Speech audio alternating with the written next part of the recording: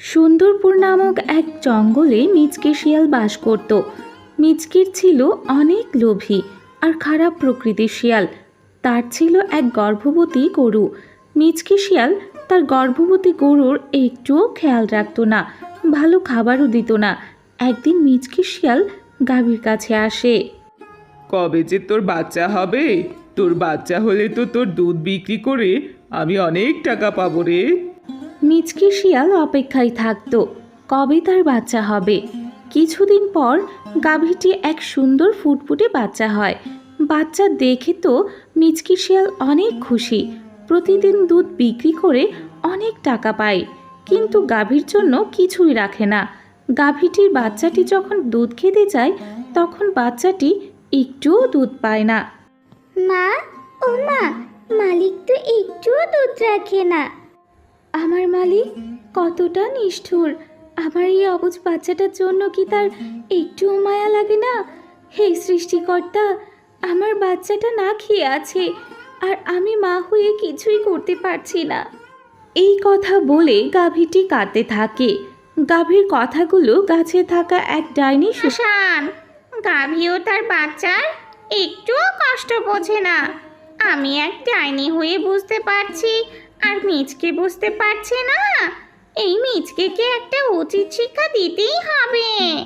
এরপর ডাইনি গাভীটির ভেতরে প্রবেশ করে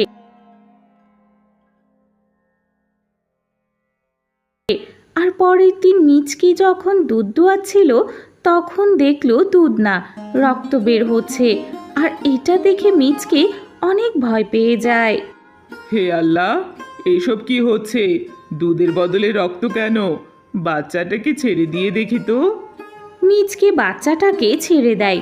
বাচ্চাটা গাভীর কাছে গিয়ে দুধ খেতে থাকে। তখন গাভী রক্ত না, দুধ দিতে থাকে। এ দেখে মিচকে শিয়াল অনেক ভয় পেয়ে যায় আর দ্রুত সেখান থেকে চলে যায়।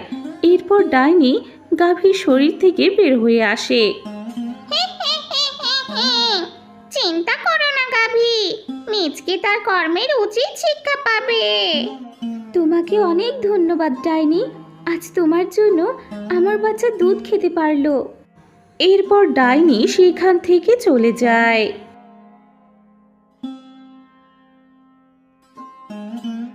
পরের দিন সকালবেলা মিচকে শিয়াল আবার গাভীর কাছে আসে আর দুধের বদলে রক্ত দেয়।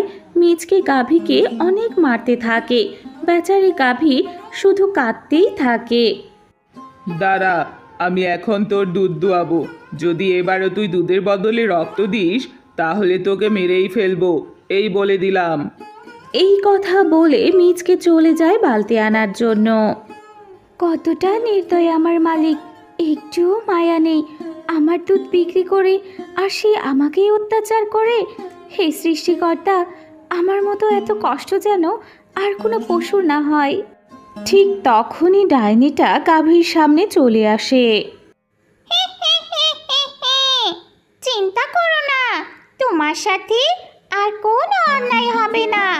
এই মিচকে তার পাপের সাজা ও নিশ্চয় পাবে। এরপর ডাইনি গাভীটির ওপর জাদু করে আর সেখান থেকে চলে যায়। আর কিছুক্ষণ পর মিচকে আসে আর গাভীর দুধ একটা বালতিতে রাখে। কিছুক্ষণ পর সেই দুধ সোনা হয়ে যায় আর মিচকে দেখতে থাকে যে গাভীর গোবরও সোনা হয়ে যাচ্ছে। আরে এ কি, এত শোনা! সৃষ্টিকর্তা মনে হয় আমার কষ্ট দূর করার জন্যই এত কিছু করেছে। যাক বাবা, ভালোই হয়েছে। এবার সোনা বিক্রি করে তো অনেক বড় লোক হয়ে যাব। হা হা হা হা হা। এরপর মিচকে সব সোনা একটা থলিতে ভরে সেটা বাঘমামার কাছে নিয়ে যায় বিক্রি করতে। মিচকে সব সোনা নিয়ে বাঘমামাকে দেয়। বাঘমামা সব সোনা দেখে রেগে মিচকেকে বলে, আমায় বোকা পেয়েছিস? নকল সোনা দেখিয়ে বলছিস আসল সোনা? দাঁড়া, এক্ষুনি বুঝাচ্ছি নকল সোনা দেওয়ার পরিণাম। এরপর বাঘমামা মিচকেকে একটা লাঠি দিয়ে অনেক মারতে থাকে। মার খেয়ে মিচকে সেখান থেকে পালিয়ে যায়। আমার ভুলের জন্য আজকে আমি শাস্তি পেলাম। আমার লোভ বেশি দেখে সৃষ্টিকর্তা আমাকে শাস্তি দেওয়ার জন্য এসব করেছে। না হলে সোনা নকল হলো কি করে? মিচকে তার ভুল বুঝতে পেরে গাভী ও বাচ্চাকে এক বুড়ির কাছে বিক্রি করে দেয়। আর মিচকে মন খারাপ করে বাড়ি ফিরে যায়। এদিকে বুড়ি গাভী ও বাচ্চার ভালোভাবে যত্ন নিতে শুরু করে, ঠিক মতো খেতে দেয় এবং ভালোভাবে খেয়াল রাখে। এসব দেখে ডাইনিও খুব খুশি হয়ে যায়। গাভী ও তার বাচ্চা এখানেই ভালো থাকবে। আর আমি যখন জীবিত ছিলাম তখন আমি গাভীর মতো আমার বাচ্চাকে আগলে রাখতাম। এরা সহজ সরল প্রাণী, এরা ভালো থাকুক, এটাই চাই। এই কথা বলে ডাইনি সেখান থেকে চলে যায়।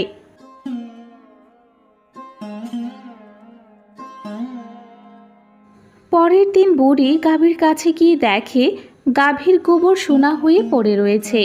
এই দেখে বুড়ি খুব খুশি হয়। এদিকে এই খবর মিচকে জেনে যায় যে বুড়ির বাড়িতে গাভীটি আসল সোনা দিচ্ছে। এই কথা শুনে মিচকের আবার লোভ জন্মায়।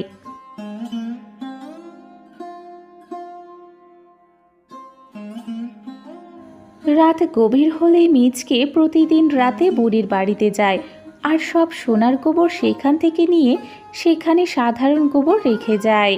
আর এদিকে বুড়ি প্রতিদিনের মতো যখন গাভীর কাছে আসে তখন এসে দেখে সেখানে সোনার নয়, আসল গোবর পড়ে আছে। মনে হয় গাভীটি তার মায়া শক্তি হারিয়ে ফেলেছে, সোনা দিচ্ছে না তো কি হয়েছে? আমার কাছে তো গাভী আর তার বাচ্চা রয়েছে, এই দুটোই আমার সম্পদ। এভাবেই প্রতিদিন মিচকে বুড়ির সোনার গোবর নিয়ে সেখানে আসল গোবর রেখে যেত। তা দেখে গরু গাভী বলে ওঠে, আমায় কিছু একটা করতেই হবে, মালিক ভুল করছে। এদিকে বুড়িমা আমায় কত খেয়াল রাখে, তাই তার জন্য আমার কিছু একটা করতেই হবে। পরের দিন মিচকে যখন সোনার গোবর নিয়ে পালাচ্ছিল তখন গাভীটি মিচকেকে লাথি দিয়ে ফেলে দেয় আর মিচকে মাটিতে পড়ে যায়। পড়ে যাওয়ার শব্দ শুনে সেখানে বুড়িমা চলে আসে। তাহলে তুমি বাপু প্রতিদিন সোনার গোবর নিয়ে এখানে সাধারণ গোবর রেখে যাও? তুমি বাপু এতটা লোভী? বুড়িমা, আমি আপনার কাছ থেকে গাভী আর বাচ্চা বিক্রির পয়সা নিয়েছি, গোবর বিক্রি করার কোনো পয়সা নেইনি। আর আপনি তো আলাদা করে গোবর বিক্রির কোনো পয়সাও দেননি। আমার বাপু গোবর চাই না, তুমি ওগুলো নিয়ে যাও, আমার গরু আর বাচ্চাই যথেষ্ট।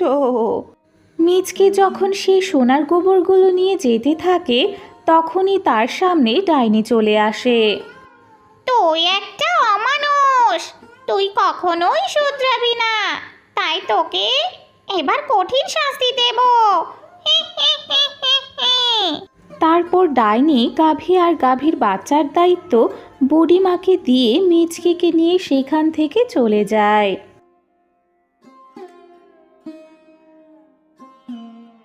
এরপর থেকে আর মিচকেকে আর কোথাও দেখা যায়নি।